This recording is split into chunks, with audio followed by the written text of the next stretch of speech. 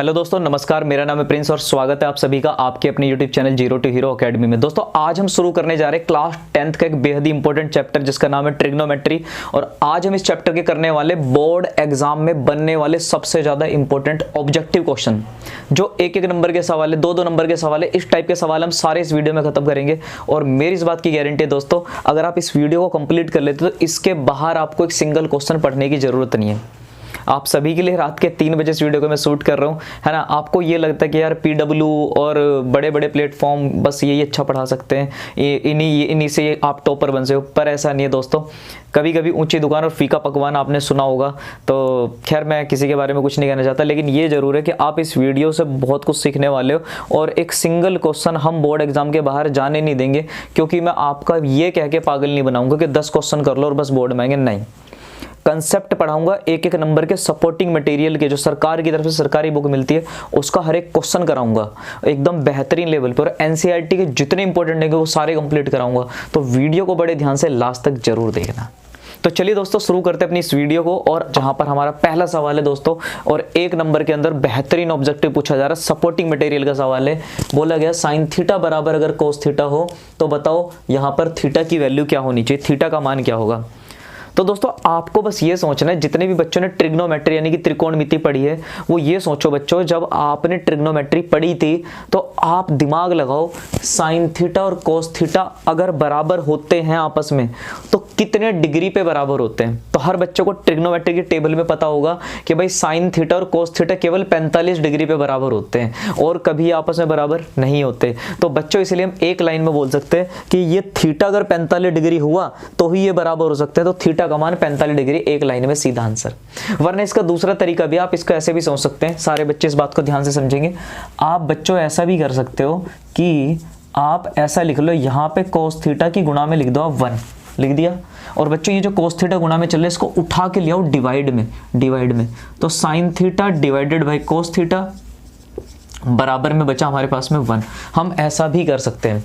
अब बच्चों आपको एक बात समझनी है यहाँ पर कि भाई साइन थीटा नीचे कोस थीटा, और साइन के नीचे कोस आता है तो ये बनाता है टेन थीटा। क्या बनाता है? टेन थीटा, बिल्कुल। तो बच्चों ये हो जाएगा साइन बटे कोस टेन थीटा हो जाएगा, और ये किसके बराबर है? 1 के बराबर। ये हमारा फॉर्मूला हो गया, ठीक है साहब। अब हर बच्चा जानता है टेन थीटा में 1 कितने डिग्री पे आता है। सोचो ट्रिग्नोमेट्री की जो टेबल होते हैं उसमें टेन थीटा में 1 कितने डिग्री पे आता है? 45 डिग्री पे, 45 डिग्री पे। तो बच्चों इसका मतलब यहां पर थीटा कितने डिग्री होना चाहिए? 45 डिग्री, 45 डिग्री। तो ये हमारे पहले ऑब्जेक्टिव का आंसर आ चुका है। उम्मीद है आपको कोई दिक्कत नहीं आई होगी सवाल को करने में। तो चलिए करते हैं हम अपना सेकंड ऑब्जेक्टिव क्वेश्चन। दोस्तों बोर्ड एग्जाम में बनने वाले ऑब्जेक्टिव में हमारा सेकंड और एकदम बेहतरीन लेवल का क्वेश्चन है, जो कि सपोर्टिंग मटेरियल से पूछा जा रहा है। तो बच्चों सवाल में बोला गया है कि find the value of tan की पावर 4 थीटा प्लस cot की पावर 4 थीटा। मतलब इस चीज की वैल्यू क्या होगी, पर ये वैल्यू कब बतानी है? अगर if sine theta minus cos theta बराबर 0 हो तो इसकी वैल्यू क्या होगी। बच्चों ये सवाल बहुत आसान है, सिर्फ नजरों में इसका आंसर दिया जा सकता है ना। लेकिन आप स्टूडेंट हो तो आपको मैं तरीका बताता हूँ कैसे आप सोच सकते हो। तो बच्चों सबसे पहले आपको ये देखना है कि भाई हमें इसकी वैल्यू तब बतानी है जब ये चीज 0 के बराबर है। अब समझदारी पूर्वक दोबारा सोचो बच्चों, ये जो माइनस में दिया हुआ है, क्या मैं इस चीज को ऐसा लिख सकता हूं क्या माइनस वाली वैल्यू को इधर ले जाके कि सर ये तो साइन थीटा और बराबर में प्लस का कोस थीटा हो सकता है? हाँ सर बिल्कुल ठीक बोल रहे हो, ऐसा हो सकता है। और अभी बच्चों मैंने आपको क्वेश्चन नंबर 1 में बताया था मैंने कि साइन थीटा और कोस थीटा अगर आपस में बराबर हैं तो इसका मतलब थीटा 45 डिग्री होगा तभी बराबर हो सकते हैं। मतलब थीटा की 45 डिग्री वाले मान पे ही ये बराबर हो सकते हैं। तो बच्चों यहां से एक अंदाजा लग गया कि भाई ये तभी पॉसिबल है जब हमारा थीटा कितने डिग्री हो? 45 डिग्री हो।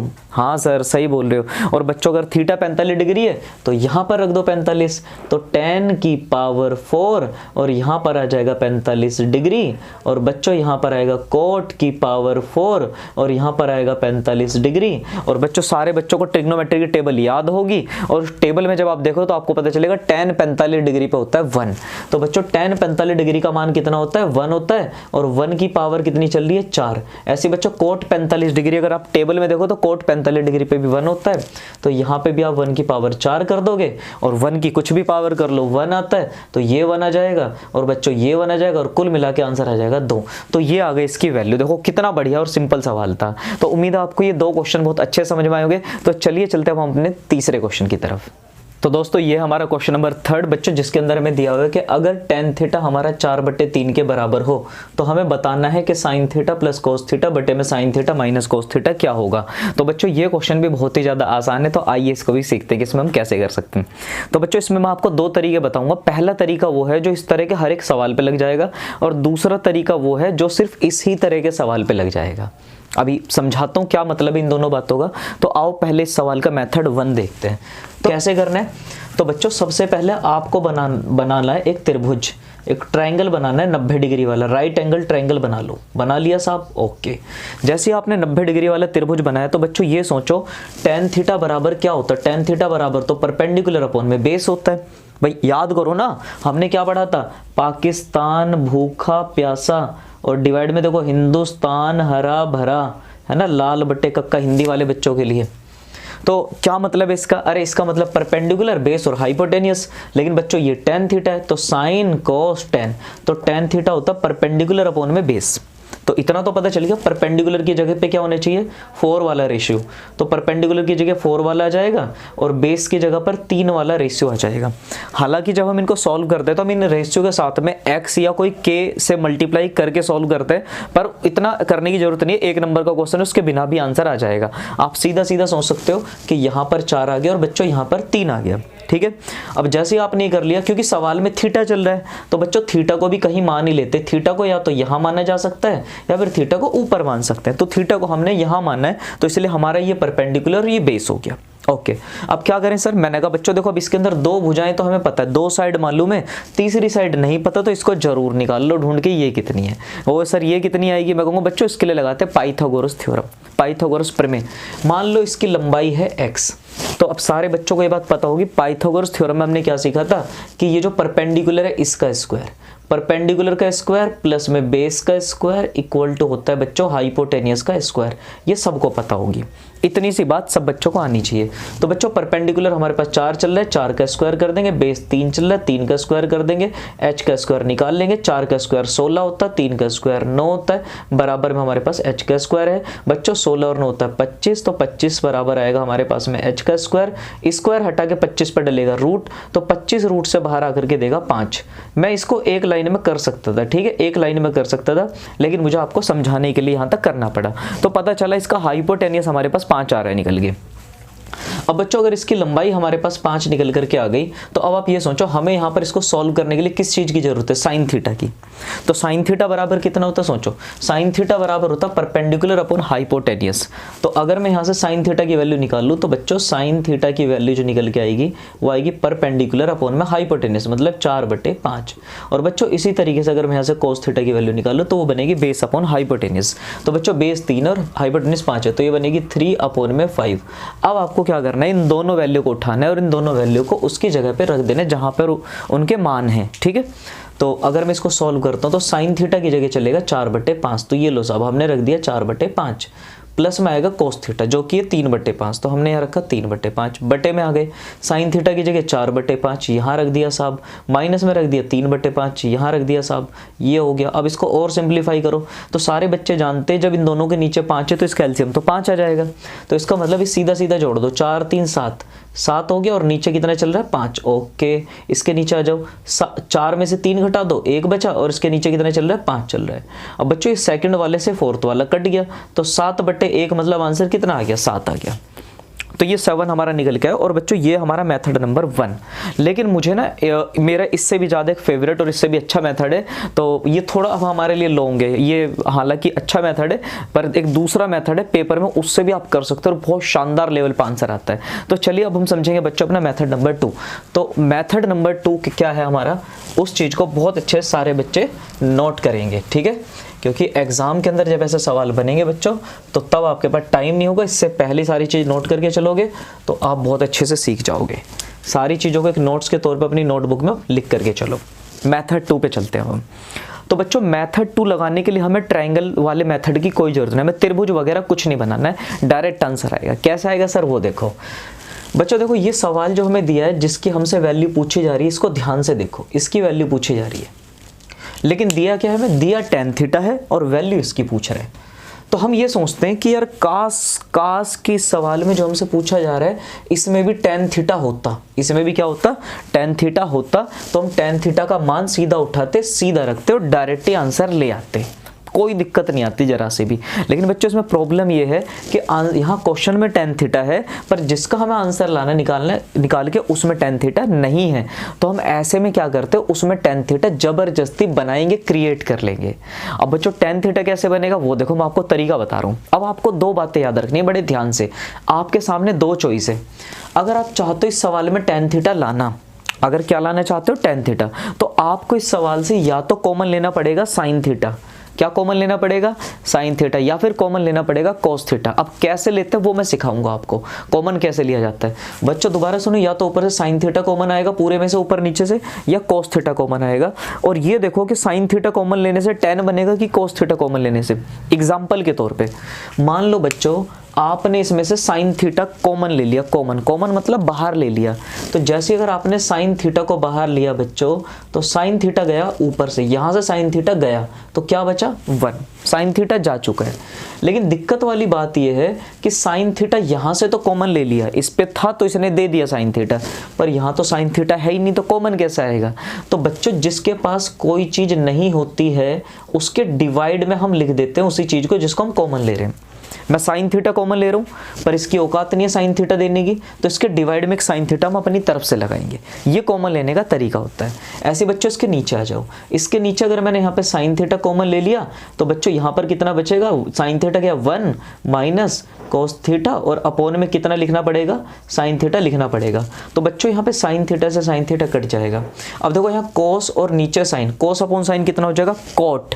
लेकिन मेरे पास क्या है tan, इसका मतलब मुझे कोट नहीं चाहिए था, मुझे कोट नहीं चाहिए था। अब मुझे tan को उल्टा करके कोट में बदलना पड़ेगा, उल्टा करके किस में बदलना पड़ेगा, कोट में बदलना पड़ेगा, तो इसका आंसर आ जाएगा। पर बच्चों हम इतना लॉन्ग भी क्यों जाएं, हम इसमें सीधा सीधा खेलने की कोशिश करेंगे। मैंने भी इस सवाल से साइन थीटा कॉमन लिया और वो नहीं बन पाया जो मैं बनाना चाह रहा हूँ, तो हम इससे कोस थीटा कॉमन लेंगे। क्या कॉमन लेंगे, कोस थीटा कॉमन लेंगे। तो बच्चों जब हम इसमें से कोस थीटा को बाहर खींचेंगे तो जरा सोचो, इसके पास तो कोस थीटा है ही नहीं, तो ये क्या करेगा, ये बोलेगा भाई साहब मेरे पास नहीं है कोस थीटा, तो हम बोलेंगे टेंशन मतलब हम तेरे डिवाइड में लिख रहे हैं कोस थीटा, ठीक है, ऐसे कॉमन लेते हैं। इसके पास कोस थीटा था, यहाँ पे कोस थीटा गया तो 1 बचा। इधर आ जाओ, यहाँ से भी कोस थीटा कॉमन लेंगे, तो भैया ये चिल्लाता होगा भाई हम पे तो कोस है ही नहीं। हम कहेंगे रोने की जरूरत नहीं है साहब, हम आपको कोस थीटा दे के जाएंगे, इसके डिवाइड में कोस थीटा लिखेंगे। ये कहेगा भाई हम पे कोस है तुम ले जाओ, तो यहाँ माइनस में बचेगा बच्चों 1, और बच्चों कोस से कोस खलास कट गया। अब जो बचा हमारे पास, ये बचा साइन के नीचे कोस। सारे बच्चों को पता होनी चाहिए साइन बटे कोस होता है tan थीटा, साइन बटे कोस tan थीटा। इसका मतलब ये बचा हमारे पास में tan थीटा प्लस का 1, और बच्चों नीचे कितना बचा, tan थीटा माइनस का 1। और बच्चों देखो यहाँ पर फायदे की बात, tan थीटा में सीधा सीधा 4/3 पता है, तो मैं यहाँ रखूंगा 4/3 प्लस 1, और इसके नीचे भी रखूंगा 4/3 माइनस का 1। आओ इसको सॉल्व करें बच्चों। अब इसका ले लो एलसीएम क्रॉस मल्टीप्लाई करा के, तो 3 की गुणा यहाँ कर दो, 3 एकम 3 और 4 7, मतलब ये आएगा 7/3, ठीक है, ओके। ऐसे यहाँ पे एलसीएम लो, 3 एकम 3 और 4 माइनस 3 कितना 1, 1/3। तो बच्चों यहाँ पे 3 से 3 कट गया और फाइनल आंसर अपना 7 आगे निकल के। देखो क्या शानदार सवाल था। तो उम्मीद है आपको ये भी समझ में आया होगा। तो दोस्तों एक और बहुत प्यारा और बहुत ही इंपॉर्टेंट क्वेश्चन आप सभी के लिए दिया गया है दोस्तों। 3x बराबर है कोसेक थीटा और 3/x बराबर है कोट थीटा। तो आपको बताना है कि 3x² माइनस 1/x² का मान क्या होगा, इसकी वैल्यू क्या होगी। दोस्तों बहुत आसान सवाल है और मजा आएगा इस क्वेश्चन को करके, और इम्पोर्टेंट है बोर्ड एग्जाम के हिसाब से। तो चलिए देखते हैं कैसे करना है। तो बच्चों देखो इस सवाल को करने का तरीका ये रहेगा, ये जो हमें फाइंड करना है, जो हमें ज्ञात करना है, जरा इसमें ध्यान से देखो, इसमें हमें क्या क्या चाहिए। एक तो हमें इसमें चाहिए x की वैल्यू, फिर उसका स्क्वायर करेंगे। तो बच्चों x की वैल्यू हम निकाल सकते हैं यहाँ से 3 को नीचे ले जाके, और इसका स्क्वायर कर देंगे। और बच्चों हमें एक चाहिए यहाँ पर 1/x की वैल्यू, 1/x। और बच्चों अगर मैंने इस 3 को उठा के यहाँ से यहाँ भेज दिया तो मेरे पास बचेगा 1/x, और सीधा इसका स्क्वायर कर सकते हैं। कैसे कहोगे, कैसे सर? मैंने कहा देखो ऐसे। क्या आप में से सारे बच्चे इस 3 को नीचे ले जा सकते हैं? कहोगे हाँ सर। जैसे 3 को नीचे लेकर के गए बच्चों, ये बनेगा कोसेक थीटा और डिवाइडेड बाय 3 हो जाएगा। बच्चों इसी तरीके से इधर का 3 जैसे नीचे ले गए, ऐसे इधर वाला 3 भी आप नीचे भेज दो। 3 के नीचे जाते बच्चों यहाँ बचेगा 1/x बराबर में आ जाएगा कोट थीटा और बटे में बचेगा नीचे 3। ये आ जाएगा हमारे पास। उम्मीद है इतना सारे बच्चे कर लेंगे। ठीक है, अब हमने 2 वैल्यू फाइंड कर ली बच्चों, एक तो हमारे पास x आ चुका है, दूसरा 1/x। अब क्वेश्चन ये है जिसकी हमें वैल्यू निकालनी है। ठीक है, इसकी हमें वैल्यू बतानी है। तो बच्चों एक काम करो, यहाँ पर आपने इसमें दोनों तरफ स्क्वायर कर दो। जैसे ही दोनों तरफ स्क्वायर करोगे ये बनेगा x² बराबर में कोसेक स्क्वायर थीटा और बटे में 3 का स्क्वायर आ जाएगा 9। ऐसे बच्चों इसका भी स्क्वायर कर दो दोनों तरफ। जब आप इसका स्क्वायर करोगे तो ये बनेगा 1/x², क्योंकि 1 का स्क्वायर तो 1 ही आएगा। और जब इधर स्क्वायर करोगे तो बच्चों ये आएगा कोट स्क्वायर थीटा और बटे में 3 का स्क्वायर, यहाँ भी आएगा 9। तो बच्चों इंटरेस्टिंग बात देखो, यहाँ पर हमारे पास बाहर क्या लिख रहा है सर, 3 लिख रहा है, 3 लिख रहा है सर बाहर। ओके, ब्रैकेट को बंद कर दो। कर दिया साहब, बिल्कुल। अंदर पहले किसका स्क्वायर आएगा, x का, तो बच्चों x² की जगह पे ये रख दो। ओके सर, रख दिया कोसेक स्क्वायर थीटा बटे में 9, फिर माइनस। बच्चों यहाँ पर 1/x² है, कहोगे सर इसकी वैल्यू भी है। हाँ बिल्कुल, इसकी वैल्यू भी रख दो यहाँ पर, कोट स्क्वायर थीटा और बटे में कितना आ जाएगा, 9 आ जाएगा। ये लो साहब। अब क्या करना है, सारे बच्चे जानते हैं यहाँ से एलसीएम इसका कितना बन रहा है, 9 बन रहा है। ठीक है सर, एलसीएम 9 बन रहा है, तो बच्चों इस 9 को ले आओ बाहर। ध्यान से समझना, ये 9 इसका एलसीएम हो जाएगा, 9 आ जाएगा बाहर।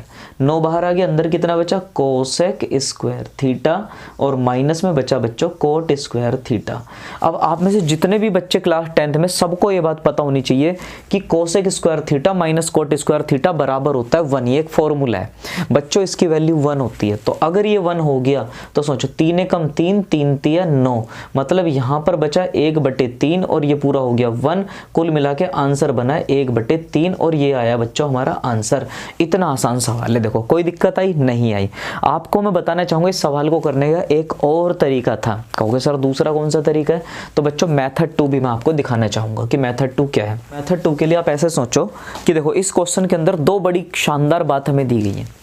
एक तो हमें कोसेक थीटा पता है और दूसरा हमें कोट थीटा पता है।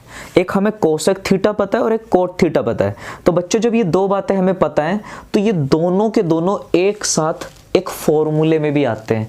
दोनों के दोनों एक साथ एक फॉर्मूले में भी आते हैं। कौन सा फॉर्मूला याद करो, हमने 10वीं क्लास में पढ़ा है कि cosec square theta minus cot square theta बराबर कितना होता है 1। कहोगे हाँ सर पढ़ा तो है, 10वीं क्लास में फॉर्मूला है ये फॉर्मूला बच्चों तब लगाते हैं जब हमें कोसेक थीटा की भी वैल्यू पता हो, जैसे कि यहाँ पर पता है, और हमें कोट थीटा की भी वैल्यू पता हो, जैसे कि यहाँ पता है। दोनों पता है तो आप ये फॉर्मूला लगा सकते हो, बस लगा दो आप, क्योंकि 2 वैल्यू हैं, दोनों को इसमें रखेंगे। ठीक है साहब। बच्चों कोसेक थीटा की वैल्यू कितनी है, कोसेक थीटा की वैल्यू 3x, तो यहाँ 3x रख दो और उसके ऊपर लगा दो स्क्वायर। बच्चों कोट थीटा की वैल्यू कितनी है, कहोगे साहब कोट थीटा की वैल्यू 3/x, तो बच्चों इसके ऊपर भी लगा दो स्क्वायर और बराबर में कितना चल रहा है 1 चल रहा है, तो फॉर्मूले में ये। अब जैसे आप होल स्क्वायर खोलोगे तो बनेगा 9x² और ये आएगा 9 और बटे में आएगा बच्चों x² बराबर में कितना है 1 है। ठीक है साहब। अब आप मेरे कहने से इसमें एक काम करो, इस पूरे में से कुछ कॉमन आ रहा है क्या, कहोगे हाँ सर 9 आ रहा है, तो बच्चों 9 को बाहर ले लो। 9 को बाहर लेती x² माइनस 1/x² बराबर में कितना आ गया बच्चों, यहाँ पर 1 आ गया। कहोगे हाँ सर ये तो 1 आ चुका है निकल के। अब बच्चों जैसे ये 1 आ चुका है हमारे पास में, अब आप एक काम और करो, ये जो बाहर वाला 9 है ना, बाहर वाला 9 इसको तोड़ दो। कहोगे सर किस में तोड़ेंगे, तो बच्चों आप इस 9 को तोड़ दो 3 गुणा 3 में, क्या ऐसा तोड़ सकते हो, कहोगे हाँ सर तोड़ सकते हैं। और बच्चों इस वाले 3 को, एक 3 को उठा के यहाँ भेज दो, तो क्या बचा 3x² माइनस 1/x² और बराबर में बच्चों 1/3, क्योंकि ये गुणा में चल रहा है तो भाग में आएगा। तो हमने क्या सीखा कि भैया इस पूरे का जो मान निकल के आएगा, इस पूरे की जो वैल्यू निकल के आएगी बच्चों, वो कितनी आएगी 1/3। 1/3 निकल के आया और ये 1/3 ही हमारा आंसर हो जाएगा।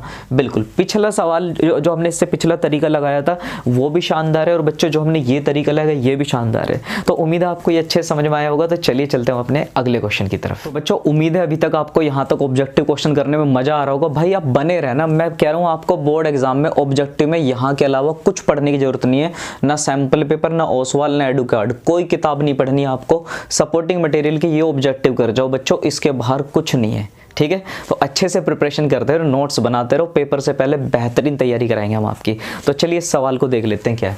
क्या दिया है, x बराबर a sin थीटा, y बराबर a cos थीटा, तो x square plus Y square कितना होगा। भाई बहुत बढ़िया सवाल, ठीक है, एक नंबर में हर बच्चों को ये आना चाहिए। तो बच्चों देखो यहाँ पर बोल रहे हैं कि आप x का स्क्वायर y का स्क्वायर करके बताओ कितना आएगा। तो x तो ये रहा हमारे पास।